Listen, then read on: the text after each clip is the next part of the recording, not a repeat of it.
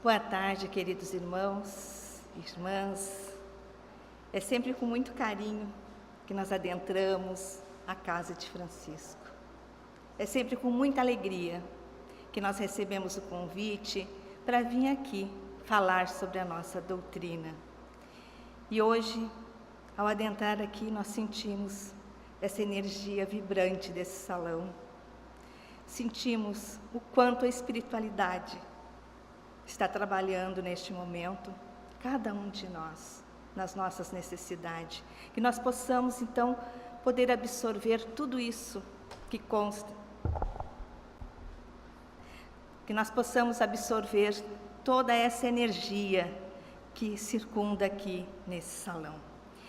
O tema que foi nos dado para essa tarde é um mundo melhor. O que esperamos? Cada um de nós pode pensar, quando vamos pensar num mundo melhor, o que nós desejamos num mundo melhor? Nós podemos ter muitas diferenças, um pode pensar de um jeito, outro de outro, mas tem algumas coisas que são comuns a todos nós. Nós queremos paz, nós queremos saúde, nós não queremos mais dores, nós não queremos aflições, nós não queremos sofrer e não queremos fazer sofrer. Então, nós sabemos que a vida, ela não dá pulos. Tudo são etapas, tudo é processo. Nós vamos começar a fazer uma reflexão, para procurar entender, sob a luz do Espiritismo, qual é o nosso papel nesse mundo melhor que nós esperamos. Então, nós vamos fazer uma passagem lá no Velho Testamento. Nós vamos lá em Eclesiastes 3. Vamos começar a refletir o que o autor aqui nos coloca sobre tempo e duração.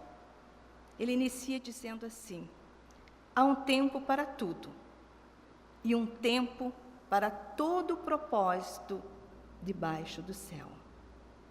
Há o tempo de nascer, há o tempo de morrer, tempo de plantar e o tempo de arrancar a planta. Há o tempo de matar e o tempo de curar, tempo de destruir e o tempo de construir. Tem o tempo de chorar e o tempo de rir. Tem o tempo de gemer e o tempo de rir, de bailar. Tempo de atirar pedras e tempo de recolher pedras. Tempo de abraçar, tempo de se separar, tempo de buscar, tempo de perder, tempo de guardar, tempo de jogar fora, tempo de rasgar e tempo de costurar, tempo de calar e tempo de falar, tempo de amar e tempo de odiar, tempo de guerra e tempo de paz. Há um tempo para tudo. Há um tempo para que tudo ocorra, porque as coisas não acontecem da noite para o dia. E quando o Velho Testamento, quando lá eles vêm nos falar em tempo, lá não se fala em dia, não se fala em semanas, se fala em maturidade. É um tempo, não é um tempo cronológico, é um tempo de maturação. Tempo, então, é época. Então, nós vamos levar isso para nós, que tempo é maturidade. E nós estamos num processo evolutivo, amadurecendo a cada tempo. E daqui, nós vamos lá no Evangelho segundo o Espiritismo, no capítulo 1, quando Allan Kardec coloca o título Não Vim Destruir a Lei.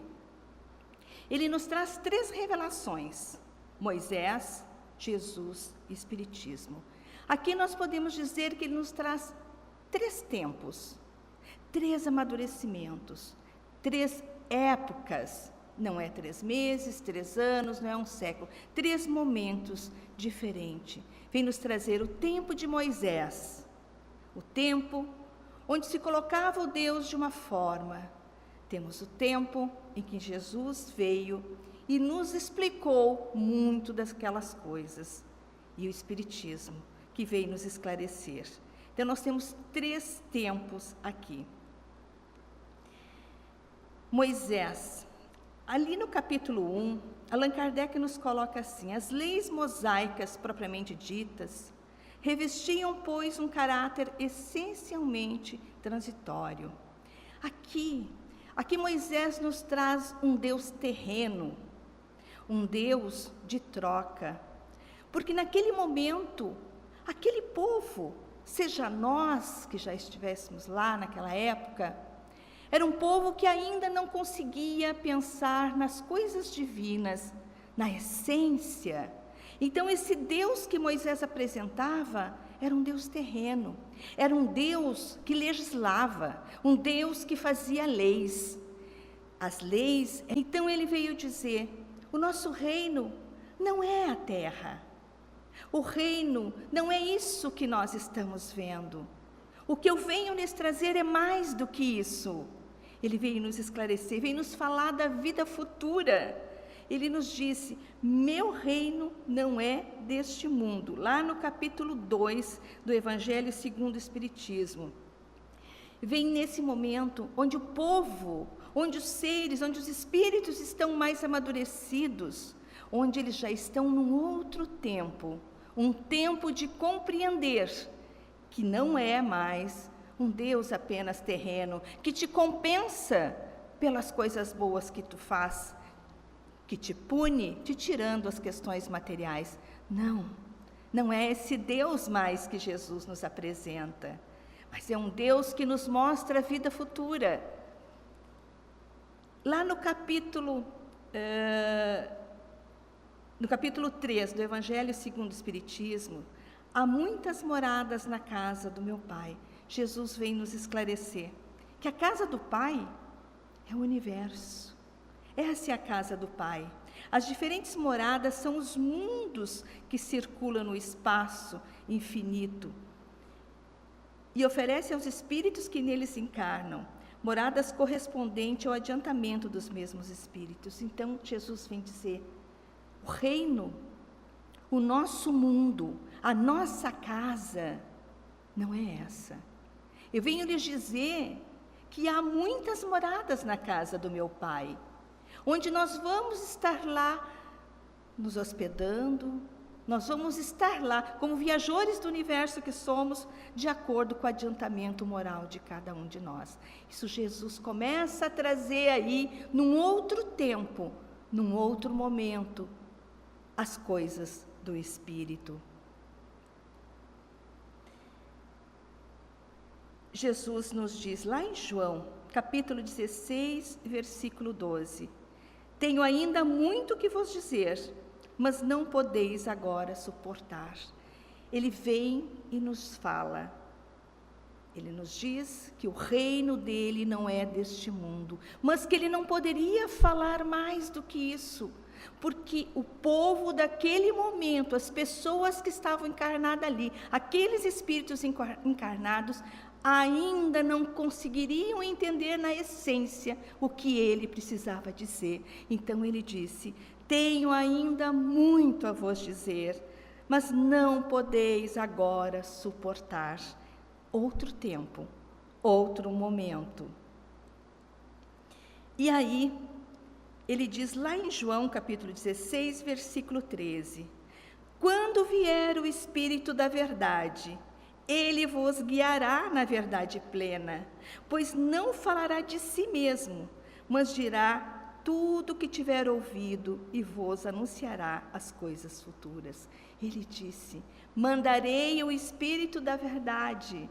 O Espírito da verdade vai vir lhe trazer, lhe explicar.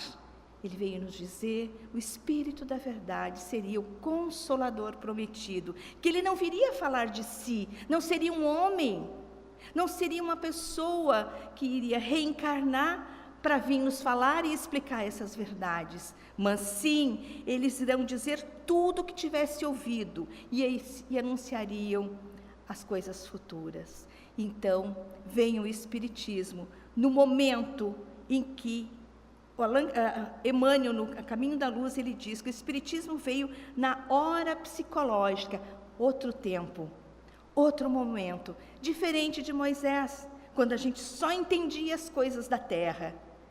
De Jesus, diferente, quando a gente já começou a entender as coisas do Espírito, mas ainda não era capaz de entender a essência. E ele diz, então queria mandar aquele que não ia falar de si, mas ia falar aquilo que ouviu e que ia anunciar, ia explicar tudo aquilo que ele veio trazer. Então, a hora psicológica é a hora da fé, é a hora da razão, é a hora que o Espiritismo chega através da codificação de Allan Kardec. Ele vem, o espírito, a espiritualidade e todos os fenômenos sempre existiram, mas Allan Kardec vem e faz essa compilação e nos traz, vem nos ensinar o que o Cristo está falando.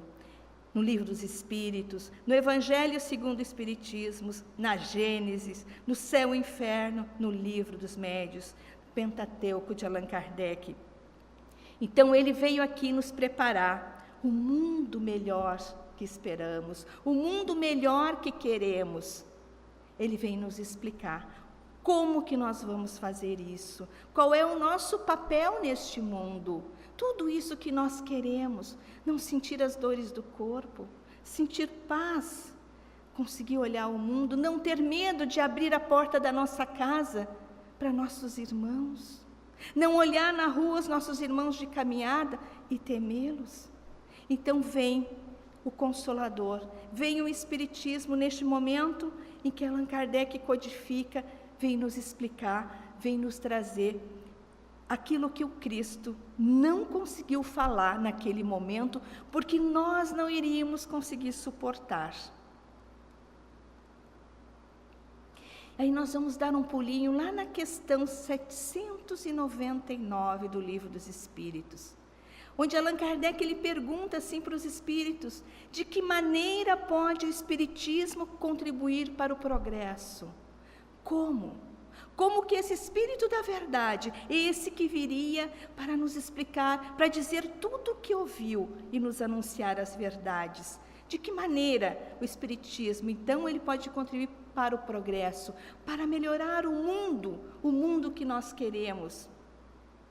E os Espíritos começam respondendo assim: nós não podemos dedicar a nossa vida ao materialismo. Somos seres com corpo material.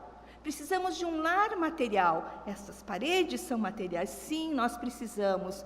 Mas nós não devemos colocar as coisas materiais, os bens materiais, acima da essência, acima do amor, acima da convivência familiar, acima das coisas que realmente importam.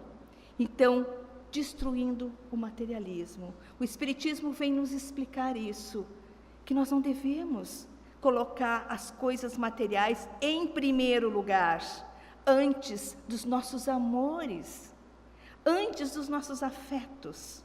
São importantes as questões materiais para o mundo material, mas não é essa a nossa essência. E eles continuam respondendo, completando a resposta. Deixando a vida futura de estar velada pela dúvida, o homem perceberá melhor que por meio do presente lhe é dado preparar o futuro, abolindo as seitas, castas e cores. Ensina aos homens a grande solidariedade que há de unir como irmãos. Aqui os Espíritos nos deram a chave. Aqui eles vieram nos esclarecer, vieram nos falar da vida futura, que nós estamos aqui por um tempo. Há tempo de nascer e há tempo de morrer. Lá em Eclesiastes, capítulo 3, ele inicia o autor dizendo isso. Há tempo de nascer e há tempo de morrer para o nosso corpo. Porque esse é mais um capítulo da nossa história. Nós trazemos uma história muito longa, grande, e ainda vamos continuar construindo ela. Então, deixando a vida futura de estar na dúvida. Nós não temos mais dúvida da vida futura. Nós não temos mais dúvida que nós somos espíritos imortais e que nós continuamos vivos quando esse nosso corpo, ele perde a vida. Mas é a vida orgânica, é a vida biológica, porque o espírito continua pleno, ele continua vivo, e é por ele, e é por esse desenvolvimento que nós precisamos lutar. Então, como que nós vamos fazer isso? Abolindo as seitas. O que é as seitas? São as divisões, os grupos, né? Nós nos formarmos em grupos para nos degladiarmos. Hoje nós passamos um momento, né? Nosso momento do mundo hoje, famílias distantes, separadas em grupos, por posições, seja de futebol, seja religiosa, seja política, separados. Então, que nós possamos abolir isso. Sejamos unidos com pensamentos diferentes, mesmo que pensemos diferente, mas nós não podemos nos separar em seitas, em pequenos grupos, nós não podemos nos separar, minorias e maiorias, nós somos únicos, nós somos grupo, nós somos humanidade, nós não podemos nos separar por seitas, por castas. Não importa qual a condição financeira que nos encontramos, nós hoje, seja com mais abundância, com menos abundância, é a necessidade do nosso espírito, é a necessidade do que nós precisamos passar para a vida futura, para nós nos melhorarmos, para nós superarmos as dificuldades do nosso espírito, porque aquilo que é nosso, é nosso, o que é meu, eu não posso transferir para a Dalvinha, eu não posso transferir para o Fábio. É meu, eu tenho que viver. Sejam as minhas alegrias ou as minhas dores, eu preciso aprender a conviver com elas, porque são elas, são as dores, são as aflições que vão nos ensinar a sermos melhores. Ele diz que nós não nos separamos por cores. O que importa? O que importa? O nosso corpo, a cor do nosso corpo, a nossa estatura, se nós somos alto, baixo, magros, mais gordinhos, o que importa? Então os Espíritos nos diz, abolindo a seita, as castas, as cores, é isso que nós temos que fazer. Como que nós vamos fazer? Sozinhos, individualmente, é nosso, não é grupos, é nosso.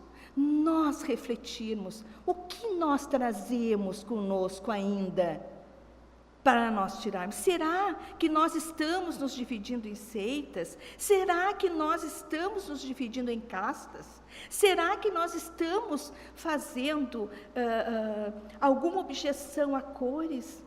Será? Esse é um raciocínio e esse é um pensamento interno de cada um. Não há como vir do coletivo para o individual, é nosso para o mundo. E aí, nós fomos lá, no momento, deixa eu tomar uma aguinha aqui.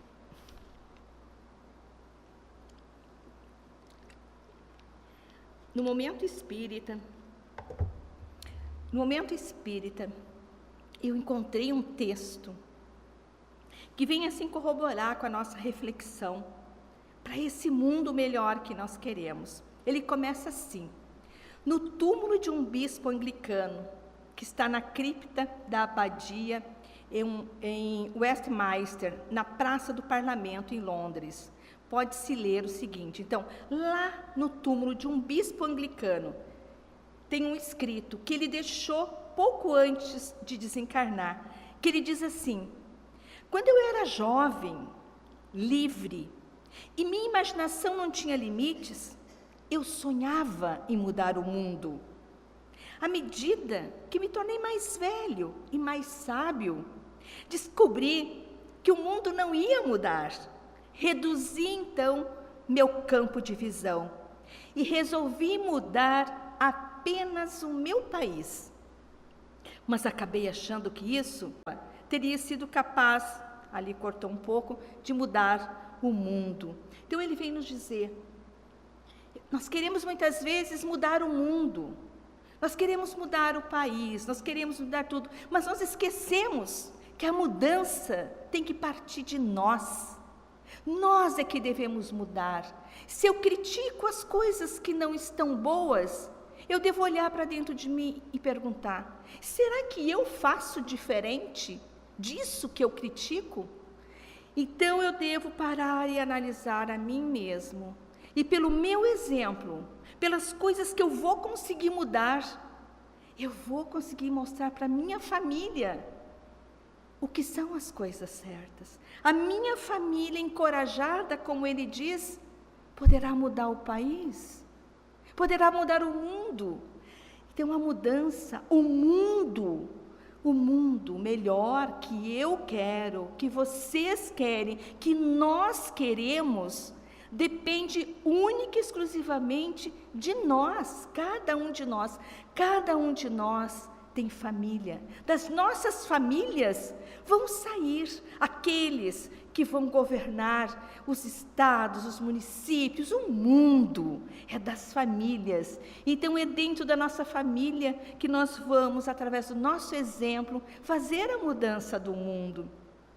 E aí, o Momento Espírita faz a seguinte reflexão: quase sempre pensamos e agimos exatamente assim, como o bispo. É comum lermos um trecho do Evangelho e logo pensarmos como aquelas frases que seriam mais importantes para alguém da nossa família, né? Quando nós lemos o Evangelho, nós pensamos: puxa vida, né? Por que fulano, beltrano não leu isso? Será que ele não leu isso? Porque ele precisa dessa leitura para melhorar, né? É comum a gente fazer isso. Quando ouvimos uma palestra edificante que concita o bem, logo nos vem à mente o pensamento que seria muito bom se determinada pessoa estivesse ali para ouvir. Quantas vezes nós estamos, né? Isso acontece comigo, deve acontecer com vocês. A gente lembra, às vezes, ouvindo uma palestra: puxa, se fulano pudesse ouvir isso, para ele melhorar, né? Mas às vezes nós estamos enganados, porque quem tem que ouvir, quem tem que melhorar somos nós, não aqueles. Nós não podemos querer mudar o outro sem nos mudarmos primeiro, sem nos reavaliarmos. Então, o pessoal da redação do Momento continua dizendo: isso faria muito bem para ela, né? Para outra pessoa. É o que dizemos para nós mesmos. Como essa informação eu poderia mudar a sua forma de agir? Quando estamos vinculados a uma determinada religião, o pensamento não é diferente. Sim, quando nós estamos numa religião, nós queremos que todos participem dela, porque nós estamos felizes. E nós queremos que as pessoas, aqueles que nós amamos, também sejam felizes conosco. Mas eles vão ser felizes onde eles conseguirem. Não necessariamente eles estão preparados para a mesma religião que nós estamos. Então nós precisamos respeitar o tempo de cada um. Ficamos a desejar que nossos parentes, né, nossos amigos, colegas, professem a mesma crença, comunguem dos mesmos ideais. Por vezes chegamos a nos tornar um pouco inconvenientes, ou talvez até em demasia, mandando recados, frases escolhidas para os amigos, aquelas publicaçõezinhas que a gente faz às vezes, né? A gente coloca lá no nosso story uma mensagem assim: vou botar isso aqui, de repente, né? Vai que o meu marido, ou meu filho, ou minha nora lê isso aqui e se dê conta, né, de alguma coisa que a gente acha, que nós estamos achando que a outra pessoa precisa. Será? Será que nós temos condições de saber? Ou será que aquela mensagem que chegou, ela não é para nós mesmos? Se ela chegou para nós, se nós chegamos até aquela mensagem, será que não é nós que temos que refletir? E eles continuam dizendo tudo nesse intuito de que elas a leiam, as absorvam e coloquem em prática. São frases que se referem a bons costumes, a ética, a moral, e quem as recebe com certeza pensará também: seria bom que o remetente colocasse em prática essas fórmulas. Talvez alguma coisa que eu publique, alguém diga assim: isso aqui que a Vânia publicou, tomara que ela entenda, né? Que eu acho que serve para ela. Nós não estamos livres disso. Então, Por isso que o mundo ainda não é esse local especial que tanto ansiamos.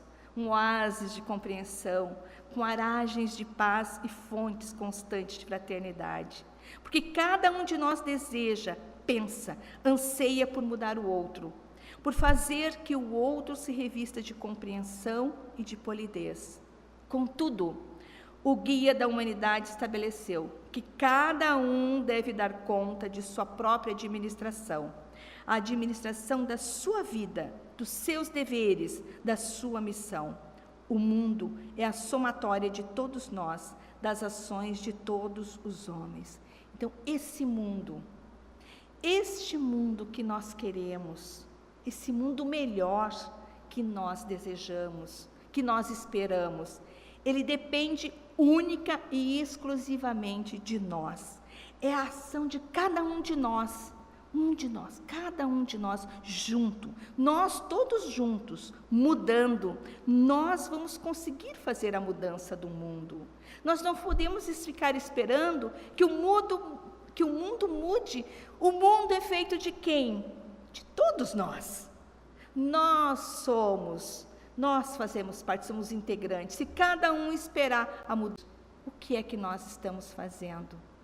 Qual é o nosso papel na humanidade, nesse momento, dentro do nosso lar? O que nós estamos fazendo dentro do nosso trabalho? Qual é a nossa atitude no local onde a gente trabalha? Qual é o nosso comportamento? Nós conseguimos nos comportar, nós conseguimos ser aquilo que nós esperamos que o outro seja? Será que nós conseguimos? Será que o outro não está, nosso colega de trabalho não está esperando de nós a mesma coisa que nós estamos esperando dele? Será que o nosso marido, a nossa esposa, nosso filho não está esperando de nós também o que nós estamos esperando deles? Então, para que o mundo mude, desde o nosso pequeno mundo, que é o nosso lar, é necessário que nós façamos a nossa mudança. Então, concluindo, cabe-nos, pois, a inadiável decisão de nos propormos a própria melhoria. E hoje é o melhor dia para isso. Nem amanhã e nem depois. Hoje. Comecemos a pensar em que poderemos nos melhorar. Quem sabe um gesto de gentileza, que tal um bom dia, um obrigado, um sorriso, seja lá o que for. Seja dentro do nosso lar, né? Seja fazendo as pequenas coisas, seja não sendo tão reativo muitas vezes, né? Reagindo a cada questão que nós não gostamos, porque tem muita coisa que a gente não gosta, né? Tem muita coisa que a gente não gosta, que nós então não sejamos reativos, que consigamos entender as falhas daqueles que convivem conosco, que também estão esperando de nós melhores atitudes, que estão esperando de nós um melhor ser humano. Mas o importante de tudo é que nós estamos aprendendo a cada dia, através desse Consolador do Espiritismo, que veio nos explicar tudo isso, nesse tempo, na hora psicológica que Emmanuel nos diz, que é a fé e a razão. Nós, com a nossa fé, conseguimos raciocinar e entender que a mudança é necessária, mas ela depende de cada um de nós. Então, esse era o trabalho que a gente tinha, gostaríamos de falar um pouco mais, mas o tempo realmente já se esgotou, e eu agradeço a atenção de todos, e que tenham muita paz, e que possamos começar a nossa mudança interna, todos nós. Obrigada.